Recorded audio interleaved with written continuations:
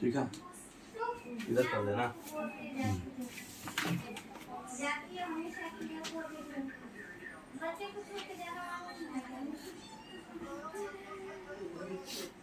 चलिए आज पढ़ेंगे जियोमॉर्फोलॉजी, जिसमें कि इंटीरियर ऑफ अर्थ, अर्थ का इंटीरियर क्या है, अर्थ के अंदर क्या है, उसका हम लोग उसके बारे में थोड़ा डिटेल्स में पढ़ेंगे। ठीक है, तो बहुत लोग नाम सुने होंगे कि 3 पार्ट होता है, एक क्रस्ट, एक मेंटल और एक कोर। 3 पार्ट होता है अर्थ का, तो इसके बारे में थोड़ा डीप पढ़ेंगे।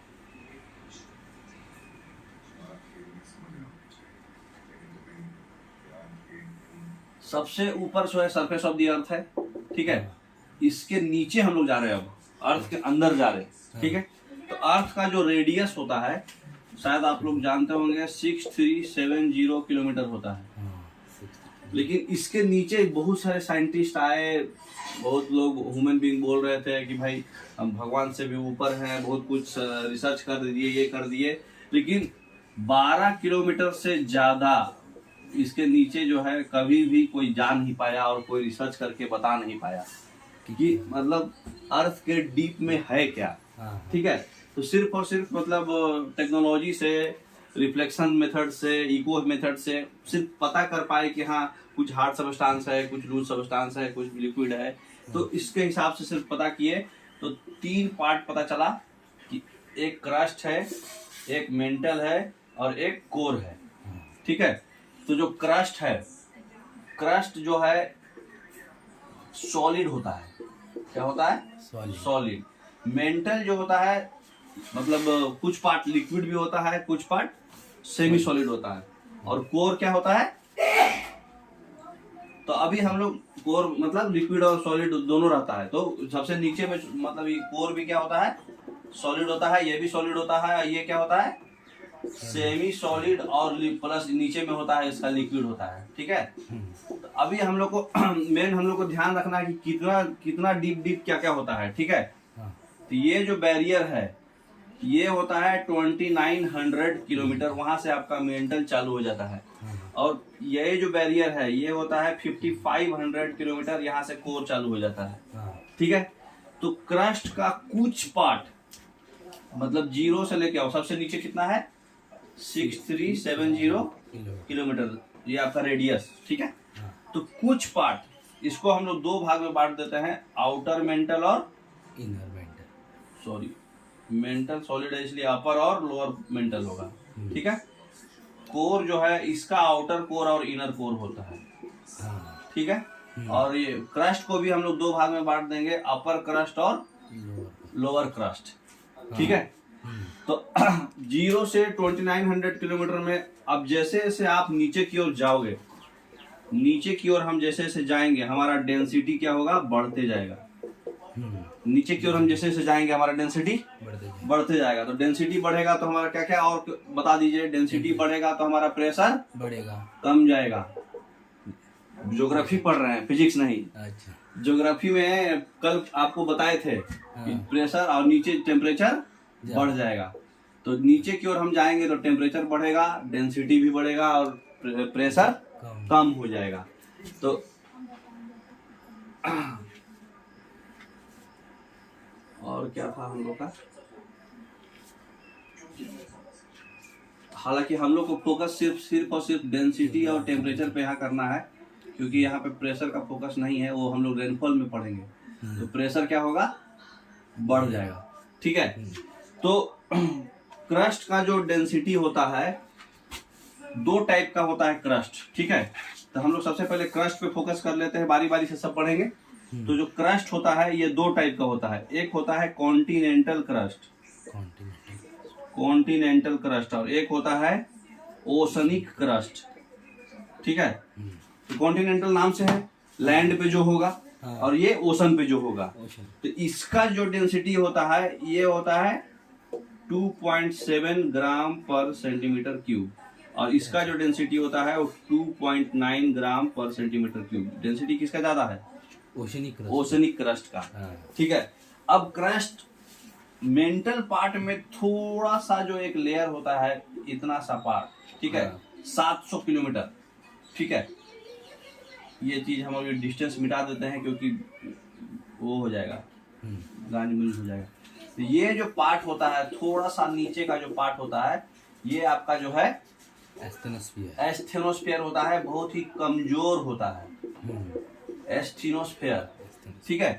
तो ये इतना सा जो पोर्शन होता है, ये मतलब अपर क्रस्ट, लोअर क्रस्ट और एस्थेनोस्फेयर, इसको हम लोग बोलते हैं लिथोस्फेयर। क्या बोलते हैं? लिथोस्फेयर। 4 स्फेयर होता है, लिथोस्फेयर, एटमोस्फेयर, हाइड्रोस्फेयर और बायोस्फेयर। तो जो हम लोग अर्थ के इंटीरियर में पढ़ रहे हैं, तो ये लैंड का ही पढ़ेंगे, पानी तो पढ़ेंगे नहीं। तो ये पार्ट जो होता है लिथोस्फेयर होता है। तो अब हम लोग को खाली ये समझना है, आपको बताए थे कि मतलब कुछ पार्ट सेमी सॉलिड होता है, कुछ पार्ट लिक्विड होता है। तो नीचे वाला पार्ट क्या होता है? लिक्विड। लेकिन एस्टेनोस्फेयर क्या होता है? सेमी सॉलिड, ठीक है। तो एस्टेनोस्फेयर बहुत ही कमजोर होता है, ठीक है, क्योंकि ये सॉलिड नहीं है ना, हार्ड नहीं है। और ऊपर का पार्ट जो है ये हार्ड होता है। तो ये जो पोर्शन होता है अप्रोक्स 700 किलोमीटर होता है, ठीक है। 100 किलोमीटर टोटल है, ठीक है। लिथोस्फेयर का जो पार्ट है ये करीब करीब 100 किलोमीटर अप्रोक्स होता है, ठीक है। तो यहां से लेके हर एक चीज में, इधर हम राइट साइड में लिख दे रहे हैं, हर एक पार्ट का जो ये बीच का लाइन है ना, इसको हम लोग बोलते हैं डिसकंटिन्यूटी। हाँ, अपर क्रस्ट, मेंटल क्रस्ट, सब के बीच का एक एक लाइन है ना, एक डिसकंटिन्यूटी है। अच्छा, ठीक है। तो अपर क्रस्ट और लोअर क्रस्ट का जो डिसकंटिन्यूटी है उसका क्या नाम होगा? इसको हम लोग याद करने के लिए कोड बनाया है, कुमारीगन। हाँ, कू बोले तो सी से कुछ नाम है उसका नाम है कॉनकोड डिसकंटिन्यूटी। कॉनकोड डिसकंटिन्यूटी। डिसकंटिन्यूटी किसको बोलते हैं? जो दो पार्ट का बैरियर है, ये लाइन, अपर क्रस्ट और लोअर क्रस्ट के बीच का जो डिसकंटिन्यूटी होगा वो क्या होगा? कॉनकोड डिसकंटिन्यूटी। कू हो गया। और एम से क्या होता है? मोहो, ठीक है। हाँ, तो ये लोअर क्रस्ट और अपर मेंटल के बीच का डिसकंटिन्यूटी को क्या बोलते हैं? मोहो डिसकंटिन्यूटी, ठीक है। लोअर क्रस्ट और अपर मेंटल और लोअर मेंटल के बीच का डिसकंटिन्यूटी क्या होगा? ए से आएगा उसका नाम, ठीक है। नहीं, कुमा हो गया ना, री। हाँ, रेपेटी। हाँ, रेपेटी डिसकंटिन्यूटी, ठीक है। रेपेटी डिसकंटिन्यूटी। और अपर मेंटल और लोअर मेंटल हो गया। लोअर मेंटल और आउटर क्रस्ट के बीच का डिसकंटिन्यूटी का नाम क्या होगा? गटेनबर्ग। हाँ, गटेनबर्ग। गर्ल, री हो गया, फिर गर्ल। गटेनबर्ग। खाली ऐसे ही कोड है, नाम याद रखने के लिए। लेटर खाली याद रहेगा तो ऑप्शन आप टिक मार सकते हैं। अब लोअर मेंटल आउटर क्रस्ट का हो गया। अब बताइए, आउटर क्रस्ट और इनर क्रस्ट के बीच का जो डिसकंटिन्यूटी होगा उसका क्या नाम होगा? एल, ठीक है। लेहमान डिसकंटिन्यूटी। लेहमान डिसकंटिन्यूटी। तो हमारा कौन कौन हुआ? L, G, R, M, Q। मैंने Q बोले तो वही कॉनकोड, C से पकड़ना है, ठीक है। तो ये डिसकंटिन्यूटी किसके बीच है? Upper lower, upper mantle lower mental, ठीक है। अब देखो, जो हम लोग क्रस्ट है, क्रस्ट को क्या बोलते हैं? Upper part of the earth, interior का। मेंटल मिडिल पार्ट, ठीक है। और ये inner part of the earth. इतना तो बेसिक जानते हैं, ठीक है। अब हम लोग को ध्यान क्या रखना है कि किसमें क्या क्या पाया जाता है। तो क्रस्ट में जो है सियाल नाम से इसको फोकस है, क्योंकि इसमें सिलिका और एल्यूमिनियम पाया जाता है। तो क्रस्ट में क्या पाया जाता है? सियाल। हाँ, और मेंटल में क्या पाया जाता है? सीमा, सिलिका और मैग्नीशियम। और कोर बहुत ही हार्ड होता है, डेप्थ में होता है, जिसका डेंसिटी हाई होगा, निकेल और आयरन, नाइफ जो बोलिए। तो निकेल और आयरन कोर में पाया जाता है। मेंटल में सिलिका और मैग्नीशियम। तो इसको सियाल से भी हम लोग याद रख सकते हैं, सियाल से भी क्वेश्चन बना सकता है। इसको सीमा से मेंटल, ठीक है। तो इसके नीचे लिख देते हैं ताकि याद रहेगा आपको। सियाल, सीमा, नाइफ, नीफे जो भी बोलिए, नाइफ, ठीक है। तो ये हो गया क्रस्ट मेंटल कोर, ठीक है। अब एक चीज और इसमें आपको ध्यान रखना है, कोर का जो पार्ट है आउटर कोर, ये तो लिख दिए था 2900 किलोमीटर, ठीक है। और ये होता है 70 किलोमीटर, मतलब अब क्रस्ट से जो मेंटल स्टार्ट होता है 70 होता है कि 30 होता है, 70, ठीक है। तो ये होता है 70 किलोमीटर, इसको ले 70 किलोमीटर, ठीक है। और यहाँ से लेकर के 2900 तक आपका मेंटल, और 2900 से इनर क्रस्ट तक ले आपका पूरा नीचे बाकी अलग है, ये होता है 5500 किलोमीटर कोर के बाद भी और नीचे रहता है, और नीचे मतलब सेंटर पॉइंट अलग है। कोर का भी कुछ ना कुछ मतलब वो रहता है, क्या बोलते हैं, डेप्थ रहता है, विड्थ, मतलब नीचे पूरा खुला है बाकी, ठीक है। पता नहीं लगाया गया क्या है। तो 5500 से आपका कोर स्टार्ट हो जाता है, ठीक है। ये हो इनर कोर, ठीक है। तो 5500 किलोमीटर, तो ये डेप्थ समझ में आ गया, डिसकंटिन्यूटी समझ में आ गया, पार्ट समझ में आ गया, ठीक है। डेंसिटी आपका नीचे जाने से बढ़ेगा, ठीक है। अब एक चीज आपको याद रखना है, कौन किससे बनता है। तो जो हमारा क्रस्ट है, क्रस्ट जो है ये बना होता है इग्नियस रॉक से, igneous rock, made up of igneous rock. और जो हमारा मेंटल है ये बसाल्टिक रॉक से बनता है, ठीक है। बसाल्ट जानते हैं ना, तो ये बसाल्ट से बनता है। एस्थेनोस्फीयर सेमी लिक्विड है ये, क्योंकि कमजोर होता है ना, बाकी सेमी सॉलिड है, लेकिन सिर्फ एस्थेनोस्फीयर वाला पोर्शन क्या है, सेमी लिक्विड है, ठीक है। तो एस्थेनोस्फीयर जो है इसलिए कमजोर होता है वो थोड़ा सा पार्ट, तो वो पार्ट भी लिथोस्फीयर में कवर होता है, ठीक है। इतना बेसिक समझ गए।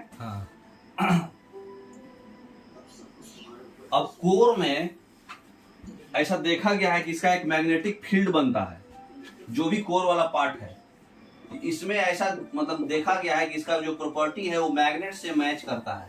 अच्छा, तो अर्थ का एक मैग्नेटिक फील्ड बन जाता है ना, अर्थ का एक इफेक्ट कितना दूर तक खींच लेगा। तो ये कोर का जो पार्ट है वो मैग्नेट की तरह बिहेव करता है, तो उसका एक मैग्नेटिक फील्ड बनता है। मैग्नेटिक फील्ड में आप देखे होंगे कि नॉर्थ से निकलता है और साउथ से जाता है, जो भी पढ़े होंगे मतलब 9th 10th में, चाहे 11th में भी, अगर ये नॉर्थ पोल है या साउथ पोल है तो यहाँ से निकलेगा, यहाँ की ओर जाएगा और अंदर में उल्टा जाएगा, है ना। तो ऐसे मैग्नेटिक फील्ड जो है, मैग्नेटिक फील्ड का इफेक्ट आता है कोर पार्ट में। कोर जो है एक मैग्नेट की तरह बिहेव करता है, ठीक है। तो इतना अब आपको याद रखना है, कुछ टेम्परेचर का बात कितना कितना क्या रहता है, ठीक है। तो जो कोर का पार्ट है, जो कोर पार्ट में हम लोग आते हैं, इसका टेम्परेचर अभी बताए हैं आपको कि नीचे जाने पर टेम्परेचर भी बढ़ेगा और डेंसिटी भी बढ़ेगा। इसका जो टेम्परेचर होता है करीब 4500 डिग्री सेल्सियस के आसपास होता है कोर पार्ट का। 45,000। और मेंटल पार्ट का जो टेम्परेचर होता है वो 2000 डिग्री सेल्सियस होता है। कुछ लोग पूछ सकते हैं कि हम लोग रहते कहाँ हैं, हम लोग क्रस्ट के ऊपर रहते हैं, ये अर्थ का इंटीरियर पढ़ रहे हैं हम लोग इधर नहीं रहते हैं। तो क्रस्ट में टेम्परेचर कम होता है, मेंटल में टेम्परेचर और ज्यादा, कोर में और ज्यादा, ठीक है। तो इतना काफी है। तो इनर कोर आप याद रखिएगा 5500 किलोमीटर से स्टार्ट होता है, ठीक है। और इनर लोअर मेंटल जो होता है वो क्या बोलते हैं, आउटर कोर जो पोर्शन स्टार्ट हो जाता है 2900 किलोमीटर से स्टार्ट हो जाता है। 70 किलोमीटर से मेंटल स्टार्ट हो जाता है, 70 से 2900 किलोमीटर तक मेंटल रहता है, 2900 से 5500 आउटर कोर, और 5500 के नीचे वाला इनर कोर, और बाकी जो है डेप्थ रेडियस हो गया, ठीक है। तो 5500 तक इनर कोर है, आउटर कोर है आपका, मतलब ये आउटर कोर से इनर कोर का जो गैप है, ये इनर कोर का बाउंड्री है, ये है 5500 किलोमीटर पे, ठीक है। 2900 किलोमीटर पे मेंटल खत्म होता है, ठीक है। तो इतना समझ गए। स्क्रीनशॉट ले लीजिए क्योंकि बहुत इंपॉर्टेंट चीज है ये। अब एक चीज बताइए, ओशनिक क्रस्ट का डेंसिटी ज्यादा क्यों होता है?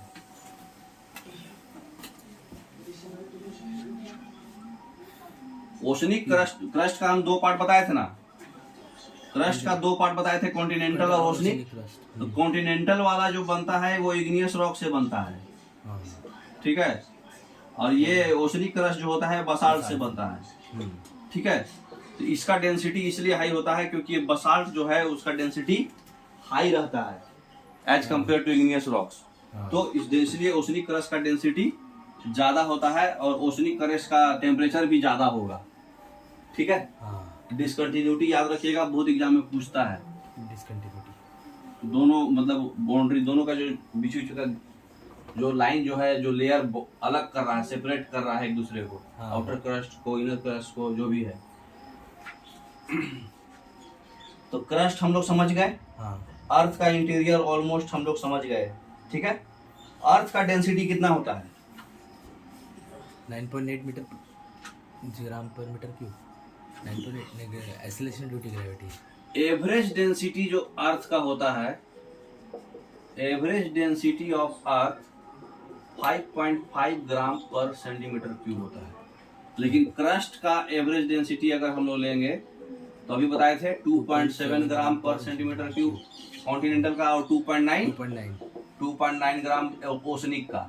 ओशनिक बनता है बेसाल्ट से, ये बनता है इग्नियस रॉक से। अच्छा, मेंटल का डेंसिटी और कोर का डेंसिटी। कोर का डेंसिटी होता है 11 से 13 ग्राम पर सीसी, ठीक है। कोर का डेंसिटी होता है 11 से 13, और मेंटल कितना होगा? 7 से 9 ग्राम पर सीसी, ठीक है। तो डेंसिटी आप देख रहे हैं नीचे जाने पर क्या हो रहा है? बढ़ रहा है, बढ़ रहा है, ठीक है। तो डेंसिटी जो होता है नीचे जाने पर इंक्रीज कर, मतलब नीचे हम अगर जा रहे हैं तो डेंसिटी बढ़ेगा, इंक्रीज। टेम्परेचर भी बढ़ाएगा। टेम्परेचर भी आप बताए थे ना, मेंटल का था 2000 डिग्री सेल्सियस, और इसका था 4500 डिग्री सेल्सियस, ठीक है। और ये मतलब 100 में था, ठीक है, ये 100 में रहेगा। तो डेंसिटी भी बढ़ेगा, टेम्परेचर भी बढ़ेगा। तो इस सबसे छोटा छोटा क्वेश्चन बन सकता है, ठीक है। अब हम लोग पढ़ेंगे कि अंदर जो वाइब्रेशंस होता है, वो वाइब्रेशंस जो होता है वो किस वजह से होता है। अच्छा, मतलब अर्थक्वेक कैसे आते हैं? हाँ, अर्थक्वेक टॉपिक है। अब क्रस्ट मेंटल कोर इतना काफी है, ठीक है। ज्यादा डीप जरूरत नहीं है, जितना जरूरत है उतना ही पढ़ेंगे। इतना भी बहुत डीप बता दिया आप लोगों को। अर्थक्वेक क्या है? अर्थक्वेक क्या होता है? कोई भी वाइब्रेशंस किसी भी वजह से, any vibrations of earth due to any causes, किसी भी कारण से अगर अर्थ शेक कर रहा है तो क्या होगा? अर्थक्वेक होगा। कारण कुछ भी हो सकता है। तो जनरली जो है वाइब्रेशंस का कारण कुछ कुछ बताया गया है कि हाँ, प्लेट टेक्टोनिक्स से होता है, मतलब जो टेक्टोनिक प्लेट्स का जो मूवमेंट होता है उसकी वजह से भी वाइब्रेशंस आता है, ठीक है। मतलब किस किस वजह से वाइब्रेशंस आ सकता है उसका कुछ कुछ वजह बताया गया है, लेकिन जरूरी नहीं है, क्योंकि अर्थक्वेक को हम आज तक प्रिडिक्ट नहीं कर पाए हैं। बता सकते हैं अनयूजुअल बिहेवियर, कोई एनिमल्स का देख रहे हैं, मतलब अचानक से चिड़िया लोग मतलब वहाँ जगह छोड़ के भागने लगेगी, एनिमल्स लोग जगह छोड़ के भागने लगेगा, अनयूजुअल बिहेव करेगा, अजीब सा बिहेव करेगा। तो वो सब चीज से हम लोग आइडिया लगा सकते हैं कि कुछ अनयूजुअल आने वाला है। लेकिन अर्थक्वेक को हम प्रिडिक्ट नहीं कर सकते, कि हम बता नहीं सकते कि हाँ यहाँ पर अर्थक्वेक आएगा। तो प्लेट टेक्टोनिक्स से होगा, लैंड स्लाइड्स अगर होता है उससे भी अर्थक्वेक आने का रिस्क रहता है, एवलांचेज से भी अर्थक्वेक आने का रिस्क रहता है ना। उसके बाद जो है आप बड़ा बड़ा कहीं परमाणु बम छोड़ दिया गया है, परमाणु बम का इफेक्ट से भी, एटॉमिक बम का इफेक्ट से भी जो है, हिरोशिमा और नागासाकी में छोड़ा गया था ना जापान में, इसलिए अभी तक अर्थक्वेक आते रहता है वहां। तो एटॉमिक बम के भी इफेक्ट से भी आपका अर्थक्वेक आएगा। डैम कंस्ट्रक्शन अगर आप कर रहे हैं, डैम कंस्ट्रक्शन जो है बहुत डेप्थ तक हम लोग करते हैं, तो डैम कंस्ट्रक्शन से भी अर्थक्वेक आने का रिस्क रहता है। और अर्थक्वेक आपका जो है रेकलेस कटिंग ऑफ ट्री जो है, डिफॉरेस्टेशन अगर हो रहा है, डिफॉरेस्टेशन से भी अर्थक्वेक आ सकता है। उसके बाद आपका अर्थक्वेक आने का और जो सबसे इम्पोर्टेंट है वो वोल्केनिक इरप्शन है। लेकिन वोल्केनिक इरप्शन अगर नहीं होगा तो हमारा पृथ्वी अचानक से खत्म हो जाएगा। वोल्केनिक इरप्शन की वजह से पृथ्वी अभी तक जिंदा है, क्योंकि वोल्केनिक इरप्शन क्या है? एक होल है, उस होल्स के थ्रू मैग्मा बाहर निकल रहा है, गैसियस पार्टिकल्स बाहर निकल रहा है। जो मेंटल पार्ट है, मेंटल पार्ट में लिक्विड पार्ट जो होता है वो मैग्मा होता है। तो मैग्मा अचानक से वो होल से बाहर निकल जाता है, ज्वालामुखी निकलता है बाहर। तो वो होल अगर नहीं होगा, अर्थ अचानक से फट सकता है। तो वो होल की वजह से अर्थ बचा हुआ है, खाली वाइब्रेशन माने अर्थक्वेक होके रह जाता है, ठीक है। तो तो अभी हम लोग जो है ये सब वजह है अर्थक्वेक होने का, ठीक है। तो अभी हम लोग अर्थक्वेक के बारे में पढ़ेंगे, ठीक है। कंटिन्यूअस मूवमेंट होते रहता है। इग्नियस रॉक में कौन सा रॉक से बनता है ये भी पूछता है कभी कभी।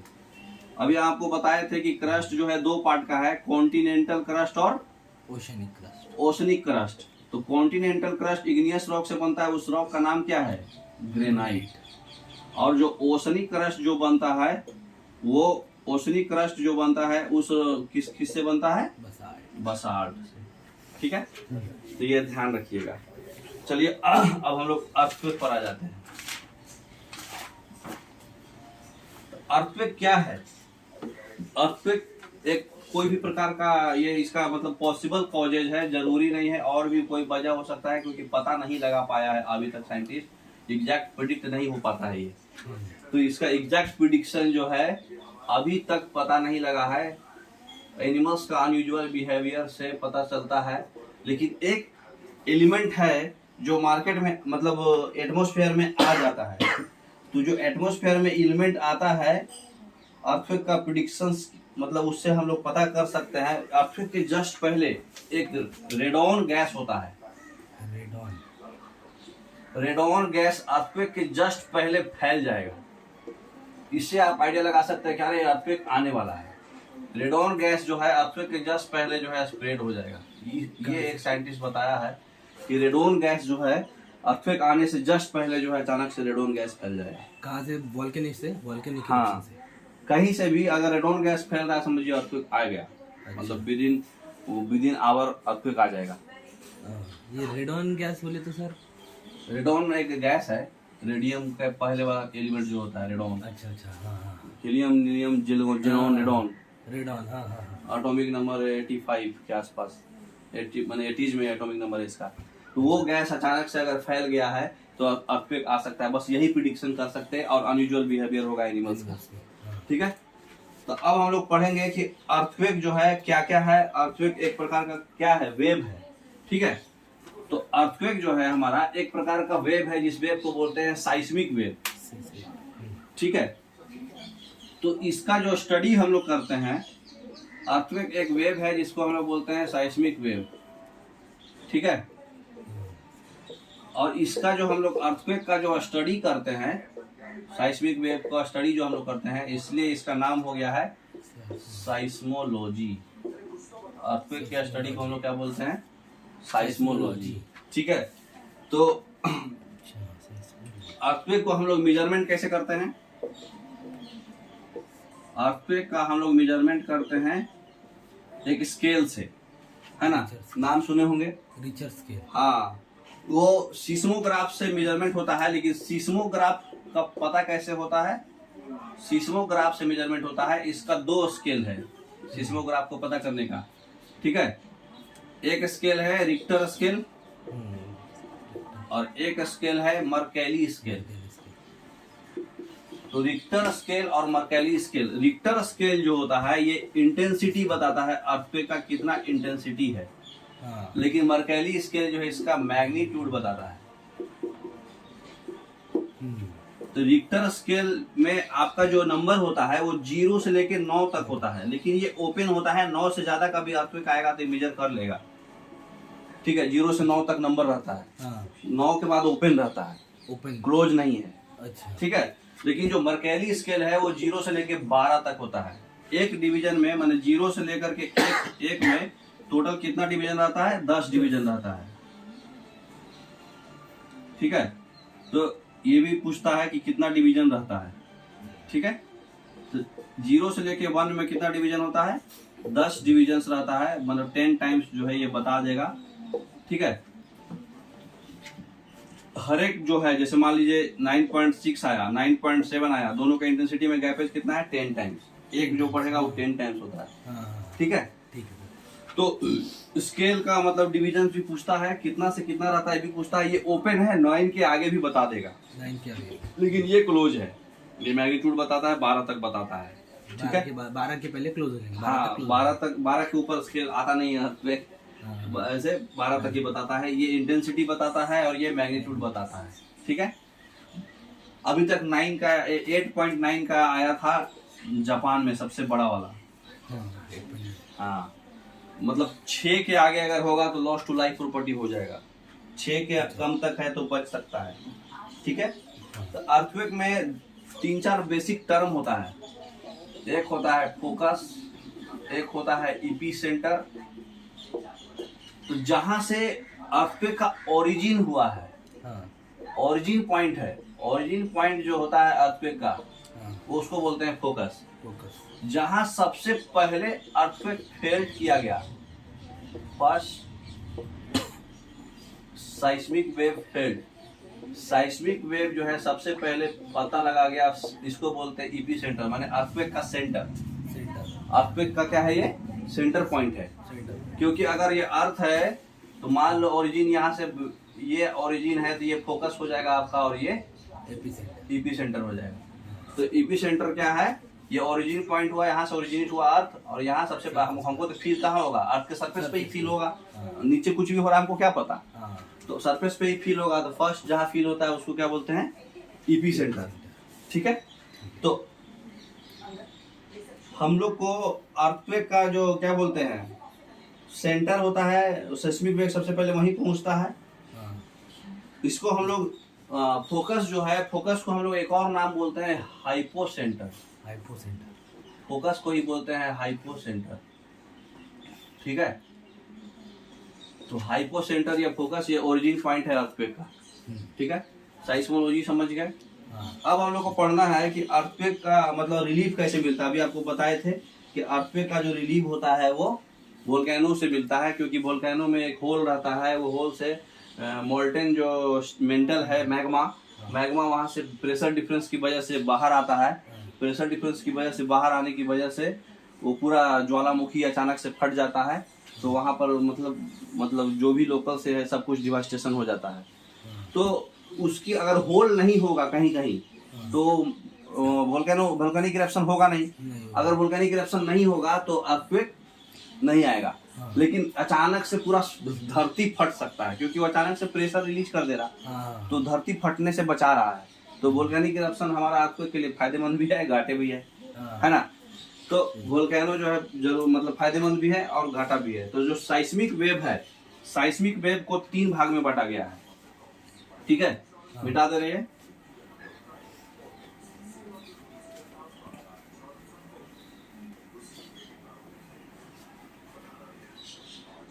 जो हमारा साइस्मिक वेव है, अर्थक्वेक जो हमारा साइस्मिक वेव होता है, ठीक है, तो इसको हम लोग 3 भाग में पढ़ाई करते हैं। एक बोलते हैं पी वेव, एक हम लोग बोलते हैं एस वेव, और एक हम लोग बोलते हैं एल वेव।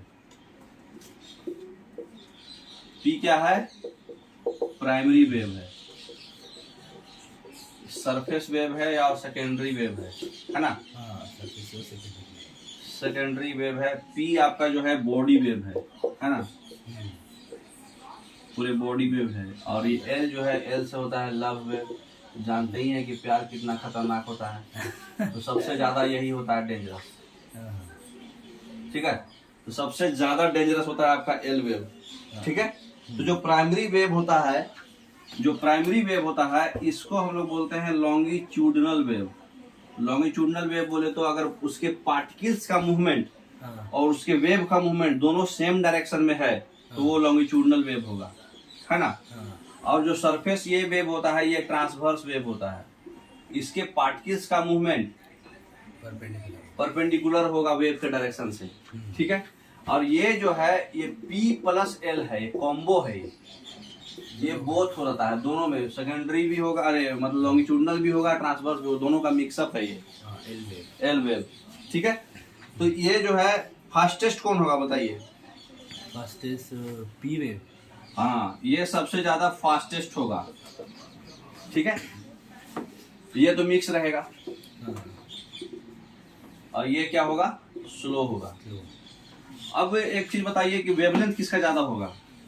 आप पढ़े होंगे स्पीड बराबर वेवलेंथ ऐसे पर, हाँ, स्पीड बराबर वेवलेंथ इनटू फ्रीक्वेंसी, पढ़े हैं ना।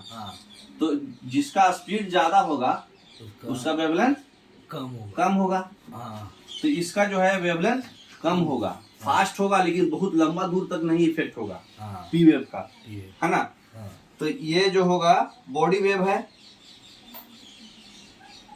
इसका स्पीड भी बताया हुआ है 6.7 किलोमीटर, 6 से 7 किलोमीटर पर सेकेंड, इतना स्पीड से ये चलता है। हाँ लेकिन इफेक्ट कम होगा क्योंकि इसका लैम्डा, कम है, वेवलेंथ कम है। हाँ वेवलेंथ कम है इसका, ठीक है।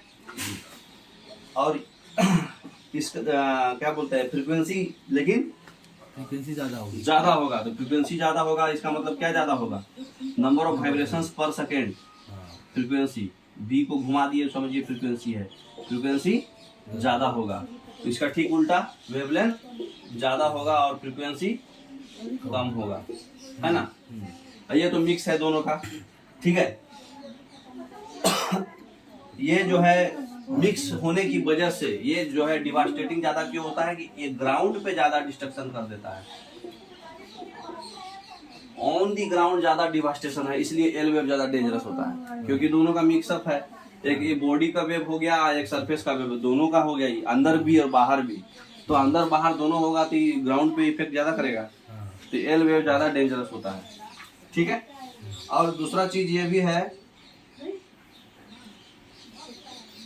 ये दोनों जो है ओरिजिन से निकलता है। पी वेव और आर वेव जो है हमारा कहाँ से निकलता है, ओरिजिन बोले तो फोकस से।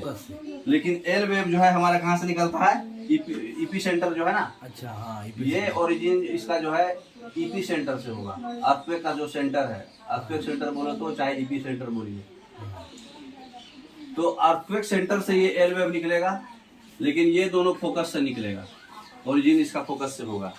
तो इतना बेसिक चीज P wave, S wave, L wave में याद रखिएगा क्योंकि पी वेव, एस वेव में बहुत सारा क्वेश्चन छोटा छोटा बनता है, ठीक है। अच्छा, सबसे ज्यादा एक चीज और ध्यान रखना है कि ये जो है सॉलिड्स और लिक्विड्स दोनों में हो सकता है। ये सॉलिड्स में भी और लिक्विड्स में भी पी वेव आ सकता है, मतलब समुद्र में, हाँ। और ये only in solids, S wave only in solids. ये तो मिक्सअप है तो दोनों आएगा, है ना।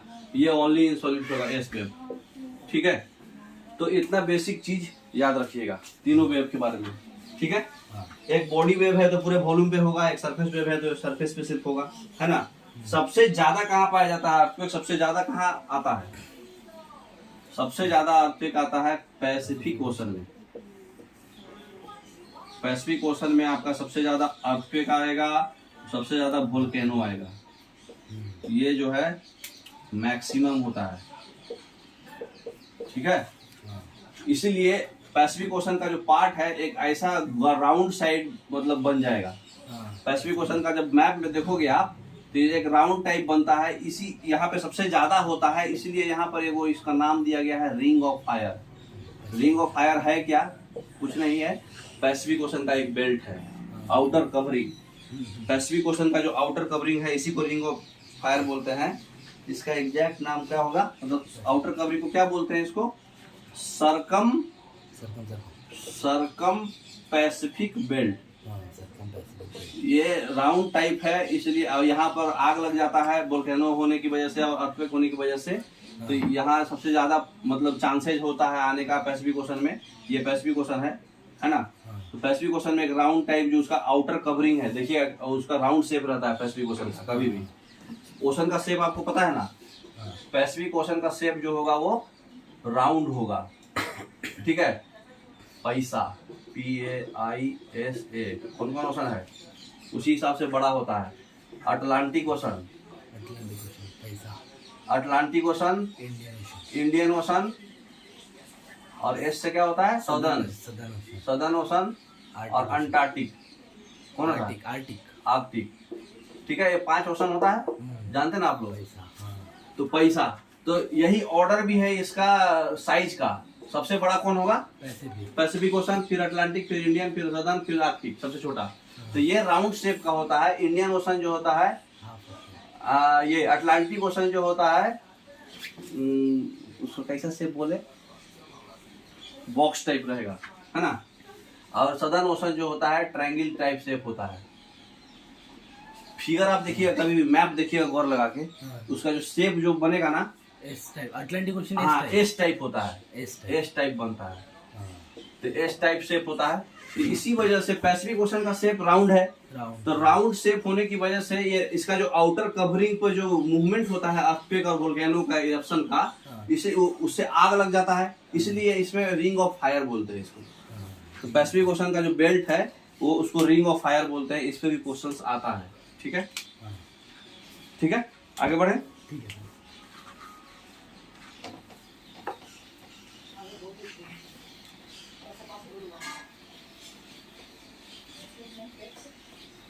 वोल्केनो बहुत डीप टॉपिक है, लेकिन हम लोग को जितना पढ़ना है सिर्फ उतना ही पढ़ेंगे जो बीपीएससी के लिए मतलब जरूरत है। ठीक है, तो अब हम लोग पढ़ेंगे वोल्केनिक इरप्शन।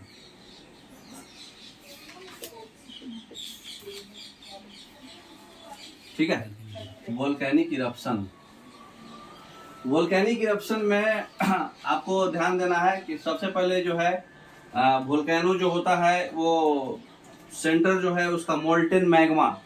ठीक है, लिक्विड मैग्मा जो है, जो मेंटल पार्ट है उसमें थोड़ा सा पार्ट लिक्विड होता है, नीचे का पार्ट बताए थे आपको, ऊपर का पार्ट सेमी सॉलिड था, एस्ट्रोनोस्फीयर के नीचे वाला पार्ट। तो ये मोल्टेन मैग्मा अचानक से एक मतलब प्रेशर डिफरेंस की वजह से ऊपर जाता है और अर्थक्वेक से सरफेस से फैल जाता है, पूरा ज्वार भाटा की तरह बाहर निकल जाता है। और फैलने के बाद जब वो जल के गिरता है तो उसको बोलते हैं लावा, है ना। तो लावा बाहर की ओर गिरता है, तो ये जो बाहर की ओर ही निकला, ये अर्थ के सरफेस से ही बाहर निकला, ये पार्ट को हम लोग बोलते हैं वोल्केनो। वोल्केनो कुछ नहीं है, एक होल है खाली, वोल्केनो होल है। यही होल से वो बाहर निकला। ठीक है, अगर ये होल नहीं होता तो अर्थ फट सकता था। यही होल होने की वजह से अचानक से प्रेशर डिफरेंस होने की वजह से यहाँ अचानक से हाई प्रेशर होगा, यहाँ लो प्रेशर होगा, ऊपर की ओर चला जाएगा। ठीक है, जैसे जैसे हम लोग नीचे की ओर जाएंगे प्रेशर बढ़ते जाता है, डेप्थ बढ़ेगा तो प्रेशर बढ़ेगा, तो प्रेशर बढ़ने की वजह से हम लोग ऊपर की ओर जाएंगे। तो यहाँ मोल्टेन मैग्मा है, ये लिक्विड फॉर्म में है। ठीक है, और ये जो लावा जो है ये गैस फॉर्म में है ना। तो ये बाहर जल के जो राख टाइप निकलता है वो लावा है। ठीक है, तो ये लावा वोल्केनिक इरप्शन बस यही है मोटा मोटी। वोल्केनिक इरप्शंस में आपको सिर्फ और सिर्फ ये पढ़ना है कि क्या बोलते हैं उसको, जो मतलब जो होल से लावा और गैस बाहर निकलता है अंदर से, उसको हम लोग वोल्केनिक इरप्शन बोलते हैं।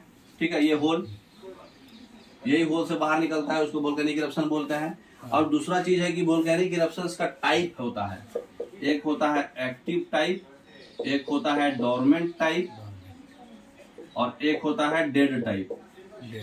लेकिन हमारे इंडिया में सिर्फ और सिर्फ डेड डोरमेंट पाया गया है। दो ही है हमारे इंडिया में, एक है, दोनों अंडमान निकोबार आइलैंड में है, बैरन आइलैंड है। ठीक है, और दूसरा है नारकोंडम, नाम सुने होंगे। ये दोनों डोरमेंट वोल्केनो है और दोनों इंडिया में पाया जाता है। कहाँ पर? अंडमान एंड निकोबार आइलैंड्स में पाया जाता है, और दोनों डोरमेंट टाइप है। एक्टिव टाइप कहाँ पाया जाता है? एक्टिव टाइप क्यों होगा एक्टिव? डोरमेंट एक्टिव टाइप जो होता है ये हमेशा क्या करेगा? राइज करेगा, इसलिए इसका नाम है एक्टिव टाइप। ठीक है, और जो डोरमेंट टाइप होगा वो नाम से ही आपको लिख रहा है कि इरप्शन नहीं होगा, हो भी सकता है। अच्छा, है ना, मीडियम में रहेगा। हाँ, eruptions may be may not be. अच्छा, मैंने कंफर्म नहीं है, लेकिन ये वाला कंफर्म है कि ऊपर जाएगा। अच्छा, ठीक है, तो इसलिए इसको एक्टिव बोलते हैं। और डेड क्या है? वहाँ पे कुछ होगा नहीं। वहां पे पहले हुआ था लेकिन उसके बाद अब होने का चांसेस नहीं है। अच्छा, है ना, डेड हो गया। तो इरप्शंस माने इसमें डेड में सीधे लिख दीजिए कि eruptions not possible, eruptions not possible, है ना। यहाँ पे इरप्शंस हाईली पॉसिबल, तो राइज करेगा ही करेगा। यहाँ पॉसिबल है भी, नहीं भी है, तो डोरमेंट है इंडिया में। और एक्टिव का एक दो नाम आपको याद रखना पड़ेगा क्योंकि वर्ल्ड में पूछता है सबसे ज्यादा। ठीक है, इसका एक नाम है, सबसे इंपॉर्टेंट नाम है जो आप लोग नाम सुने होंगे, माउंट इतना, है ना। 3 नाम इसका याद रखिए एक्टिव वोल्केनो का। ठीक है, एक है माउंट इतना, एक है स्ट्रोम्बोली, सुने है ना, एक है स्ट्रोम्बोली। ठीक है, और एक है कोटोपैक्सी। ये नाम याद रखिएगा। एक और नाम है ऑस्ट्रेलिया वाला बैरोन। 4 नाम है जो एक्टिव वोल्केनो है बैरोन। है ना। हाँ। बैरन आइलैंड हो गया, नरकुंडम हो गया, और ये डोरमेंट का 2 और याद रखिए। जापान का है फुजियामा, माउंट फुजियामा। है ना, जानते हैं ना फुजियामा जापान वाला। हाँ। और चौथा जो है ये जापान का है, इंडिया का तो 2 गो है, फुजियामा है, और एक और है इटली का, इटली इक्विनॉक्स। इटली इक्विनॉक्स, ठीक है। बस इतना ही याद रखना है आपको, ठीक है। और ये क्या बोलते हैं, डेड का कौन कौन है, नाम सुने होंगे। Kilimanjaro, mount Kilimanjaro. हाँ किलिमंजारो कहाँ का, अफ्रीका। तंजानिया। तंजानिया। तंजानिया का है किलिमंजारो, और एक और उसका है अर्जेंटीना का एकोनकागुआ। एकोनकागुआ जो इम्पोर्टेंट है खाली वही लिखवाए हैं बस, इससे ज्यादा नहीं पूछेगा, कभी नहीं पूछेगा। अच्छा। इंडिया वाला याद रखिएगा, ज्यादातर यही दोनों पूछता है छोटा एग्जाम में। बड़ा एग्जाम में इससे ज्यादा नहीं पूछता है, ऐसे तो बहुत है, बस इतना याद रखना है, ठीक है। तो एक्टिव वोल्केनो है माउंट एतना, स्ट्रोम्बोली, कोटोपैक्सी, बैरोन, और डोरमेंट में आपका अंडमान निकोबार में है बैरन आइलैंड और नरकुंडम, और फुजियामा और इटली इक्विनॉक्स भी डोरमेंट है। और डेड वाला कौन है, किलिमंजारो माउंटेन, और ये जो एकोनकागुआ, ठीक है, एकोनकागुआ, ठीक है। तो बस इतना ही हम लोग याद रखिए। दूसरा चीज है, एक नाम सुने होंगे क्रेटर्स और काल्डेरा। हाँ, क्रेटर। क्या है क्रेटर्स, ओपनिंग होल। हाँ क्रेटर्स और काल्डेरा। जो होल से वोल्केनो निकलता है वो होल को मतलब क्रेटर्स बोलते हैं, काल्डेरा बोलते हैं। काल्डेरा जो है बहुत ज्यादा बड़ा है। हाँ। काल्डेरा जो है एक बड़ा होल है, लार्ज फॉर्म है क्रेटर का ही। और क्रेटर जो होता है मतलब जो है इससे क्या बोलते हैं, जो मतलब जो वोल्केनो होल जो है निकलता है जिससे ये होल है ना। और ये क्या है, बिगर होल, बिगर क्रेटर। बिगर क्रेटर को ही हम लोग काल्डेरा बोलते हैं। तो ये जो होल से जहां से बिल्टअप वोल्केनो ऑलरेडी बाहर आता है उसको क्रेटर्स बोलते हैं, समझ गए। तो वोल्केनो से इससे ज्यादा नहीं पूछेगा आपको एग्जाम में, ठीक है। इतना आपका वोल्केनो को हम लोग सेफ्टी वॉल्व ऑफ अर्थ बोलते हैं, बोलिए क्यों। अच्छा, हाँ, प्रेशर कुकर जैसा सर। हाँ, सेफ्टी वॉल्व ऑफ अर्थ। अभी बताया आपको कि अगर वो होल नहीं होगा तो अर्थ फट जाएगा। हाँ। तो जो प्रेशर कुकर का सेफ्टी वॉल्व है उससे हमारा प्रेशर अचानक से बनने से गैस बाहर आ जा रहा, तो अगर वो नहीं रहता तो ये फट जाता। इसलिए हम लोग वोल्केनो को बोलते हैं सेफ्टी वॉल्व ऑफ अर्थ, ठीक है। तब इतना वोल्केनो का काफी है। अब हम लोग लास्ट टॉपिक पढ़ने जा रहे हैं, जोन्स। अर्थक्वेक का जोन्स पढ़ना है, और जोन्स के बाद फिर हाइड्रोस्फीयर और एटमॉस्फेयर पढ़ेंगे, खत्म, ठीक है। तो अर्थक्वेक का हम लोग जोन्स पढ़ना है खाली। कितना जोन है अर्थक्वेक का बताइए। जोन मतलब कितने एरिया में हमारा अर्थक्वेक आता है, उसको अलग अलग जोन में बांट देते हैं, अलग अलग 5 जोन था, अब 4 ही जोन है। जोन्स ऑफ अर्थक्वेक कितना है हमारा, 4। 1 और 2 जो है एक ही में मर्ज कर दिया गया है। अच्छा। तो ये पहला हो गया, दूसरा हो गया जोन नंबर 3, तीसरा हो गया जोन नंबर 4, और चौथा हो गया जोन नंबर 5। सबसे ज्यादा इंटेंसिटी अर्थक्वेक का ज्यादा मैक्सिमम कहाँ आएगा, जोन 5 में। तो जोन 5 कौन कौन एरिया है, जम्मू कश्मीर में, उत्तराखंड, नॉर्थ ईस्ट एरिया जो भी है, सिक्किम और सिक्किम, उत्तराखंड, नहीं एमपी नहीं है, Arunachal Pradesh, north east area जा सारा, ठीक है। हाँ। नॉर्थ ईस्ट स्टेट्स जो भी है, ठीक है। उसके बाद बिहार का कुछ पार्ट जो नेपाल से सटा हुआ है। अच्छा। नेपाल बॉर्डर का जो सटा हुआ है वो पार्ट जोन 5 में आता है, लेकिन बाकी ऐसे बिहार यूपी किस में आता है, जोन 4 में आता है। दिल्ली, जम्मू कश्मीर का कुछ पार्ट, ठीक है। जो ऊपर वाला पार्ट है तिब्बत से सटा हुआ, हाँ, जो तिब्बत से सटा हुआ है वो वाला पार्ट जोन 5 में आएगा। और ऐसे बिहार यूपी का, दिल्ली का जो भी पार्ट है वो जम्मू एंड कश्मीर ये सब जो है जोन 4 में आएगा। एमपी यूपी ये सब एमपी और ये सब में, राजस्थान ये सब में जो है ना चांसेस कम रहता है। तो जोन 2 में भी डाल सकते हैं इसको, जोन 3 में भी डाल सकते हैं, ठीक है। तो इसलिए राजस्थान एमपी यहाँ पे भूकंप देखते होंगे बहुत कम आता है, तो ये सब जोन 2 में ही डाल दीजिए इसको, जोन 1 2 में, ठीक है, तो बेसिक इतना माइंड सेट रहेगा ना तो आप तुक्का खेल सकते हैं कि कौन किस जोन में आएगा। ठीक है, अब हम लोग को पढ़ना है सबसे ज्यादा अर्थक्वेक किस में आएगा। उत्तराखंड, जम्मू कश्मीर। एक गुजरात का एक पार्ट है जहाँ अर्थक्वेक बार बार आता है, रन ऑफ कच्छ। तो रन ऑफ कच्छ जो है जोन 5 में आएगा। ऐसे गुजरात किस में आएगा, जोन 4 में आएगा, है ना। तो बिहार यूपी सब जोन 4 में ही आता है, लेकिन जो नेपाल से सटा हुआ है, जो रन ऑफ कच्छ वाला एरिया है, गल्फ ऑफ काम्बे वाला, जो नॉर्थ ईस्टर्न स्टेट है जितना भी, मिजोरम, त्रिपुरा और सिक्किम उकिम सब जोन 5 में आएगा। तो ये ध्यान रखिएगा। ठीक है, जोन्स हमारा खत्म हो गया। ठीक है, वोल्केनो खत्म हो गया। अब कुछ पार्ट हम लोग पढ़ लेते हैं कॉन्टिनेंट के बारे में। अर्थ के बारे में पढ़ रहे हैं तो अर्थ के बारे में कुछ पढ़ लिया जाए कि कितना कॉन्टिनेंट है और कितना। तो हमारा कॉन्टिनेंट कितना है, 7 और ओशंस, ओशंस है 5 कौन कौन, पैसा, हाँ। PAISA।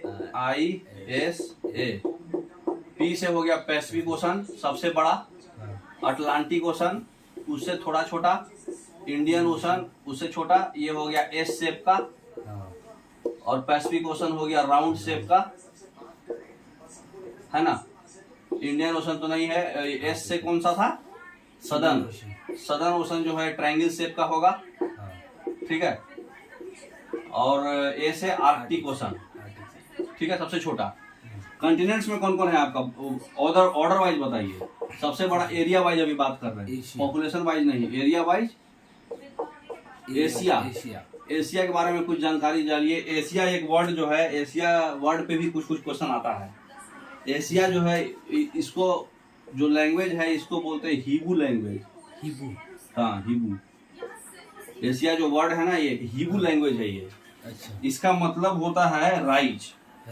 हाँ, इसका मीनिंग होता है राइज। जितना भी रिलीजन्स है, सारा रिलीजन्स यहीं से राइज किया है। जितना भी धर्म है, सिख, मुस्लिम, ईसाई, जो भी कचरा बचरा जो भी है, मतलब जाति धर्म, जितना भी कास्ट, सब एशिया से ही राइज हुआ है, इसीलिए इसका नाम है एशिया। इसका मतलब ही होता है राइज। तो ये हीबू लैंग्वेज है। ठीक है, दूसरा सबसे बड़ा कंट्री कौन है, अफ्रीका, एरिया वाइज। तो अफ्रीका को हम लोग एक और चीज बोलते हैं, ब्लैक कॉन्टिनेंट। क्यों बोलते हैं, ब्लैक सॉइल, क्योंकि ये डार्क माना जाता था, सबसे लास्ट में डेवलप हुआ है। लास्ट में डेवलप हुआ है क्योंकि पहले ही पता नहीं था इसके बारे में, तो लास्ट में पता लगा है। इसका मतलब कि सब लोग सोचता था कि भाई है ही नहीं, डार्क है, अंधेरा है, लेकिन लास्ट में डेवलप हुआ, इसलिए इसको डार्क कॉन्टिनेंट भी बोलते हैं। ठीक है, तीसरा एरिया वाइज सबसे बड़ा कौन है, नॉर्थ अमेरिका।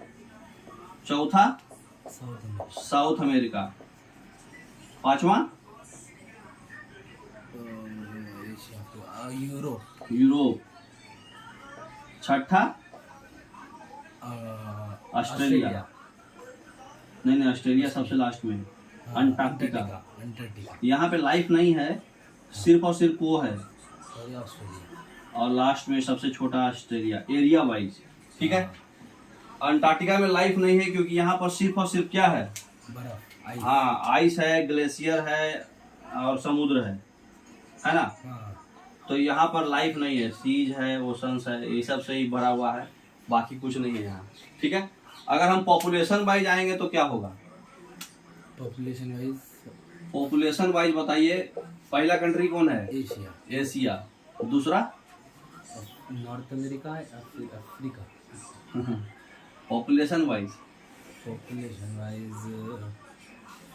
नॉर्थ अमेरिका में कब से इतना पॉपुलेशन होने लगा, या फिर अफ्रीका तो है पॉपुलेशन वाइज। और तीसरा यूरोप।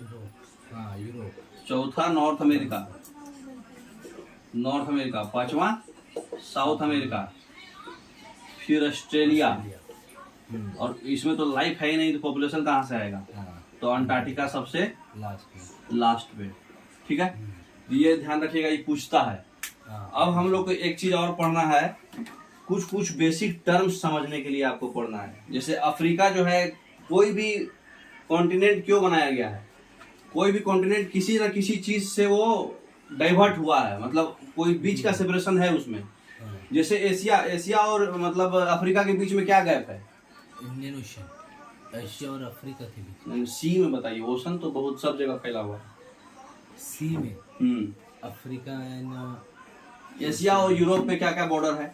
एशिया एंड यूरोप में मेडिटेरियन सी।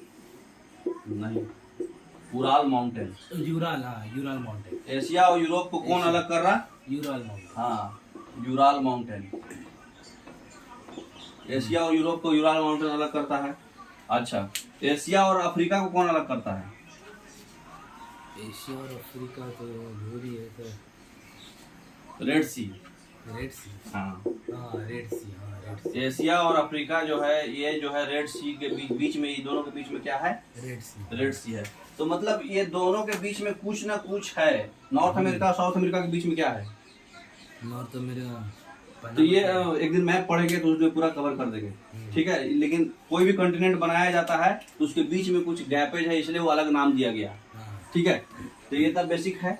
अब हम लोग जो बेसिक टर्म समझेंगे, क्योंकि टर्म पर भी क्वेश्चन पूछता है कि ये किसको बोलते हैं। जैसे किसी चीज को हम लोग पेनिनसुला बोलते हैं, किसी चीज को हम लोग स्ट्रेट बोलते हैं, कभी हम लोग बे बोलते हैं, कभी गल्फ बोलते हैं। क्या होता है सब, है ना। तो एक चीज है जिसको लोग बोलते हैं पेनिनसुला, नाम सुने होंगे। तो जिस लैंड के 3 साइड, मतलब बीच में लैंड है और इसके 3 साइड पानी है, 3 साइड पानी है, उसको हम लोग बोलेंगे पेनिनसुला, ठीक है। मतलब बीच में जमीन है और 3 कॉर्नर पे पानी है, जैसे इंडिया। जैसे इंडिया। तो ये पेनिनसुलर है। दूसरा, पेनिनसुला के बाद एक होता है स्ट्रेट। जैसे आप सुने होंगे इंडिया और ऑस्ट्रेलिया के, श्रीलंका के बीच है पाल्क स्ट्रेट। तो स्ट्रेट किसको बोलते हैं? पतला सा 2 कंट्री है और बीच में पतला सा एक मतलब लैंड गया है और बाकी सब तरफ पानी है। समझ में आया बात? 2 लैंड में इसको जोड़, मतलब वाटर भी है, 2 जल समूह को आपस में वो जोड़ रहा है। माने इधर भी जल है और इधर भी जल है और पतला सा ये लैंड है और इसको कनेक्ट कर रहा है। ये माने दोनों को ये कनेक्ट कर रहा है। जैसे आप पाल्क स्टेट कौन कौन बॉडी, वाटर बॉडीज को कनेक्ट करता है? इंडिया और श्रीलंका। नाम कंट्री नहीं, water bodies. Water body, Indian ocean. 2 water bodies को ये कनेक्ट करता है पतला बॉर्डर में। 2 वाटर बॉडीज को कनेक्ट करता है। बे ऑफ बंगाल और मरक्का स्टेट, पाल्क स्टेट, नाम पढ़े होंगे ना सर। तो ये क्या करता है? जैसे इधर जो है अरबियन सी है और इधर नीचे साउदर्न पार्ट में अर्थ के श्रीलंका का पास जो है कौन सा सी है? इधर अरबियन सी आता है और इधर से कौन सा आता है? अंडमान सी। तो ये 2 को कनेक्ट करना, तो वो स्ट्रेट होगा। तो दो वाटर बॉडीज को जो कनेक्ट करता है पतला सा, उसको स्ट्रेट बोलेंगे, ठीक है।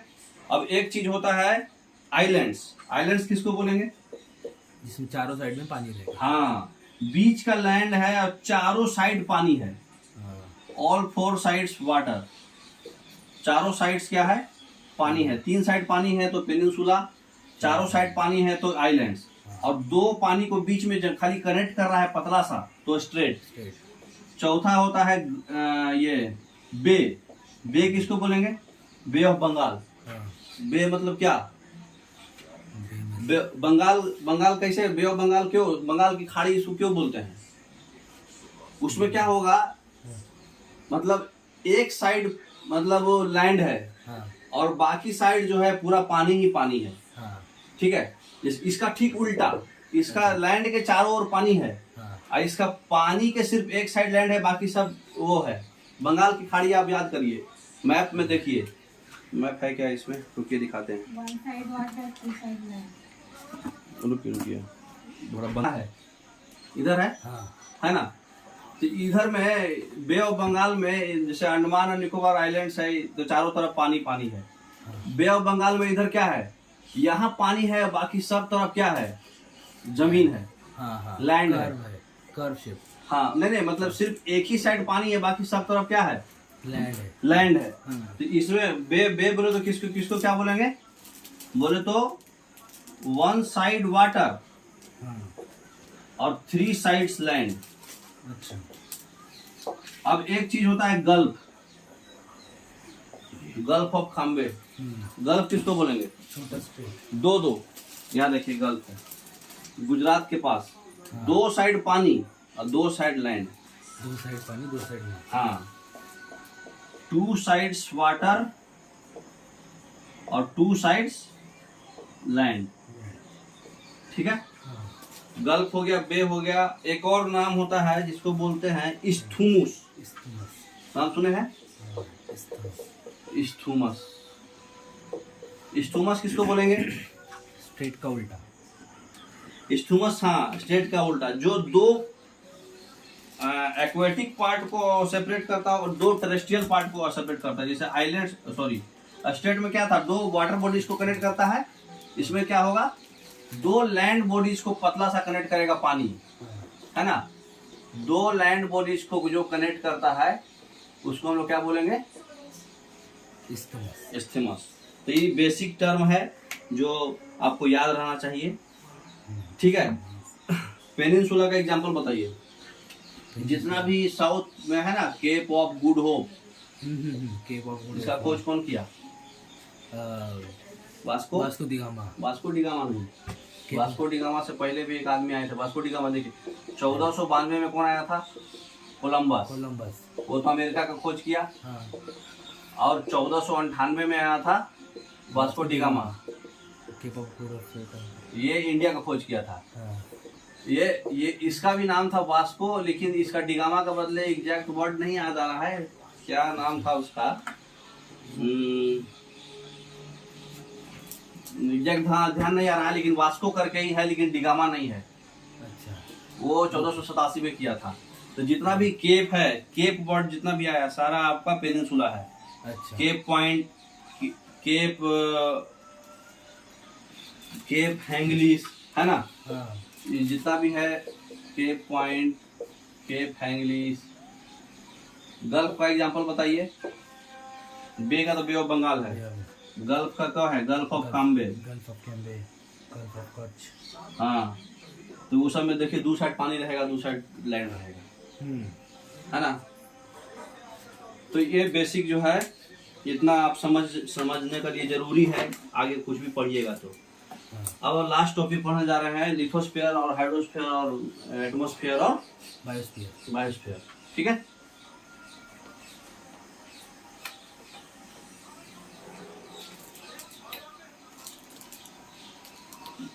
टाइम कितना घंटा हुआ अभी? 58 minute. Lithosphere, hydrosphere, atmosphere, last है बायोस्फीयर। जानते होंगे, बहुत छोटा टॉपिक है ना। लिथोस्फीयर किसको बोलते हैं? क्रस्ट और मेंटल, क्रस्ट और अपर मोस्ट पार्ट। हाँ, क्रस्ट का अपर और लोअर क्रस्ट दोनों, प्लस एस्थीनोस्फीयर। एस्थीनोस्फीयर और क्रस्ट जो दोनों पार्ट है, जो लैंड बॉडी है जिस पर हम लोग रहते हैं, है ना, तो वो लिथोस्फीयर है। ये सॉलिड पार्ट होता है अर्थ का, और इस पर लाइफ एग्जिस्ट करता है, लैंड बॉडी सारा यही है ना। और लिथोस्फीयर में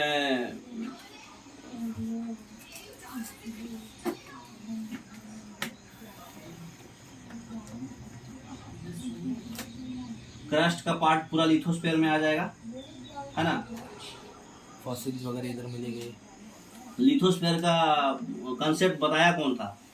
लिथोस्फीयर का AEH लव, साइंटिस्ट का नाम खाली याद रखिएगा, AEH लव, यही दिया था। पूछता है छोटे छोटे एग्जाम में, प्यार से खोज कर दिया था इसका, प्यार। ठीक है।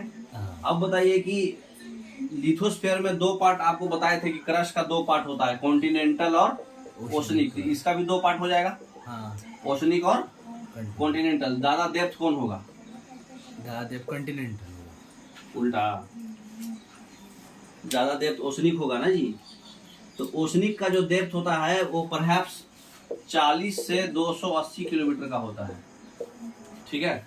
और जो कॉन्टिनेंटल का जो डेप्थ होता है वो 50 से लेके 140 किलोमीटर होता है। वेरिएशन क्यों हो रहा है? क्योंकि इक्वेटर और पोल पे अलग अलग डिस्टेंस आता है, ठीक है ना।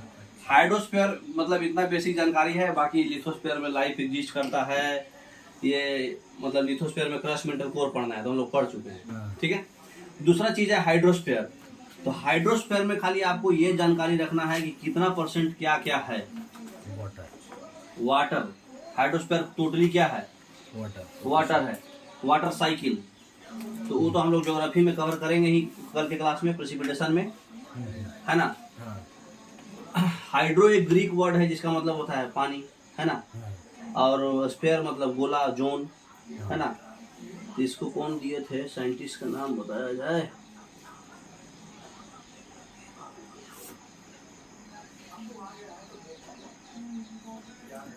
हाइड्रोस्फीयर जो होता है इसमें 71% क्या है?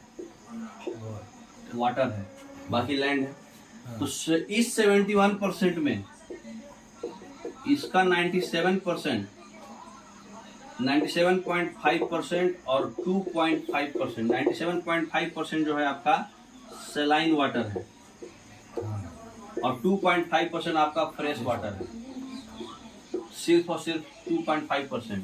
अब ये भी 2.5% भी बटा हुआ है अलग अलग। ये उसमें भी मतलब 2.5% जो है हमारा फ्रेश वाटर, उसको हम एक्सेस कर पाते हैं सिर्फ 1%, ठीक है। हाँ, तो पहले फ्रेश वाटर में 100% पहले देख लीजिए क्या क्या है। तो फ्रेश वाटर का जो 100% है इसमें जो है 52% जो है आपका लेक्स में है, ठीक है। उसके बाद जो 29% जो है हमारा 38% जो है सॉइल्स में चला जाता है, मतलब ग्राउंड वाटर में। हाँ 38, ये हम लोग ग्राउंड वाटर का ही पढ़ रहे हैं अभी फिलहाल। अच्छा, ग्राउंड वाटर में ग्राउंड वाटर का कितना कितना क्या है? 52%, 38% जो है आपका प्लांट्स के सॉइल में चला जाता है, ठीक है। उसके बाद जो है 1% सिर्फ ग्राउंड वाटर में रिवर वाटर है। अच्छा, और ये प्योर, यही हम लोग फ्रेश वाटर में कन्वर्ट कर पाते हैं, ठीक है।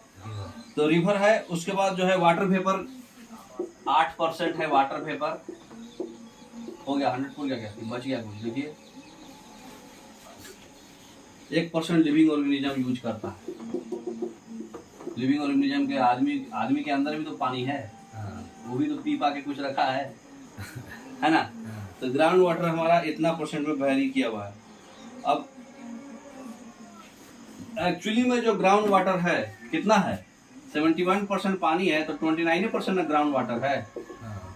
29% ग्राउंड है पानी का, ये 71% तो ये समुद्र और ओशन वाला है ना। तो ये 29% का इधर पूरा 100% मतलब वो है, क्या उसको बोलते हैं, डिस्ट्रीब्यूशन। अब ये 2.5% का डिस्ट्रीब्यूशन कैसा है? ये 2.5% में आपका 79%, इसका 79% जो है आइस कैप्स और ग्लेशियर्स में है। अच्छा, फ्रेश पानी में 79%। हाँ, और उसमें जो है फ्रेश पानी जो है सिर्फ और सिर्फ हम लोग 1% निकाल पाते हैं। 1% ही जो है फ्रेश वाटर जो है एक्सेसिबल है 79% में। तो हमारा 1% कौन वाला है? रिवर वाटर ही हम लोग निकाल पाते हैं, रिवर्स और जो वेल्स वगैरह है, ठीक है। तो इसका डिस्ट्रीब्यूशन जो है कभी भी बदला नहीं है। एक साइंटिस्ट था, वो बताया कि हमारा जो अर्थ है 4.6 बिलियन ईयर्स पुराना है और तब से पानी का डिस्ट्रीब्यूशन वैसा ही है, बदला नहीं है पानी, कुछ भी कम नहीं हुआ, ज्यादा नहीं हुआ, कम नहीं हुआ। तो साइंटिस्ट जो है वो बोला था कि पानी जो ऐसा है वैसा ही रहेगा, ठीक है। कितना किलोमीटर मैंने फैला हुआ है? 1.386 मिलियन, इतना किलोमीटर क्यूब इसका पानी का वॉल्यूम है टोटल पूरे वर्ल्ड में। अच्छा, तो पूरी डाटा है, इसको स्क्रीनशॉट ले लीजिएगा क्योंकि ये पूरी डाटा आपको याद रहना चाहिए, ठीक है।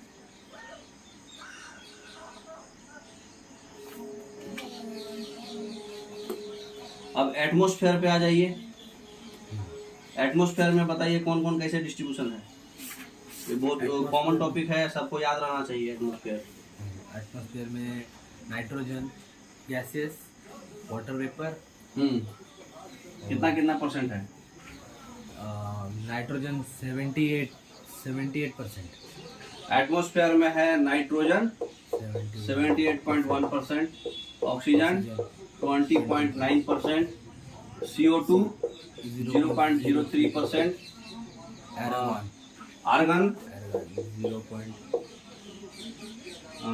Argon neon, xenon, krypton. और क्रिप्टोन का जरूरत नहीं है। तो आर्गन कितना है? आर्गन भुला गए? 0.9%। हाँ 0.9। नियोन है 0.12345 नहीं 8। ठीक है, इतना काफी है, ज्यादा डीप में उतना पूछेगा नहीं आपसे। हाँ ठीक है ना। अब इसमें क्या क्या पढ़ना है एटमॉस्फेयर में?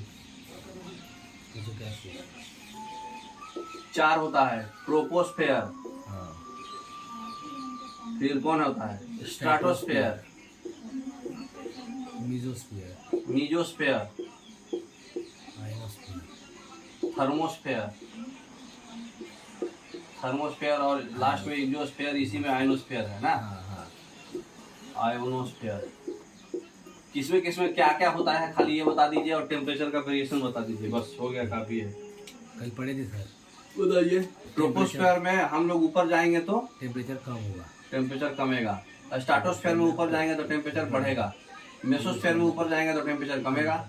इसमें ऊपर जाएंगे तो टेम्परेचर बढ़ेगा, और इसमें ऊपर जाएंगे तो टेम्परेचर कमेगा, अल्टरनेट चलेगा। ठीक है। हाँ अब इसमें जो है ट्रोपोस्फेयर में जो टेम्परेचर का माध्यम होता है वो कन्वेक्शन होता है, हाँ और इसमें जो माध्यम होता है वो कंडक्शन होता है ना। हमारा जो लाइफ एग्जिस्ट करता है वो ट्रोपोस्फेयर में एग्जिस्ट करता है। ट्रोपोस्फेयर हमारा 5 से 18 किलोमीटर है ना। हाँ 6 से 18। तो इक्वेटर पे कम होता है, पोल पे कम होता है, इक्वेटर पे ज़्यादा होता है। हाँ, तो ये हो गया पोल का 5 किलोमीटर, 6 बोल दीजिए। हाँ, और ये हो गया इक्वेटर पे। और ये स्ट्राटोस्फेयर जो है इसमें हमारा ओजोन रहता है, लोअर स्ट्राटोस्फेयर में, है ना, जो अल्ट्रावायलेट रेज से बताता है हमको। मेसोस्फेयर में जो है मेटोराइट्स का जो बर्निंग होता है, मेटोराइट्स का जो बर्निंग है वो मेसोस्फेयर में होता है। और थर्मोस्फेयर में हमारा कम्युनिकेशन सैटेलाइट, बोले तो जितना भी कम्युनिकेशन है वो क्या उसको बोलते हैं, रेडियो चैनल वगैरह जो चलता है, आयनोस्फीयर, रेडियो वेव्स। हाँ, रेडियो वेव्स, और जो भी मतलब कम्युनिकेशंस है ना, कम्युनिकेशंस वगैरह चलता है ना। तो ये सब खाली बेसिक याद रहना चाहिए, बाकी कुछ खास मतलब जरूरत नहीं है याद करने का। ठीक है। ऐसे ही टॉपिक आपको बहुत बार मिलेगा, क्वेश्चंस में इतना मिलेगा कि इस टॉपिक को पढ़ने का जरूरत ही नहीं, क्वेश्चंस में ही कवर हो जाएगा। ठीक है। बायोस्फीयर उसको बोलते हैं जहाँ पर तीनों का मिक्सअप होगा, तीनों का इंटरेक्शन जो होगा, जहाँ पे लाइफ एग्जिस्ट करेगा।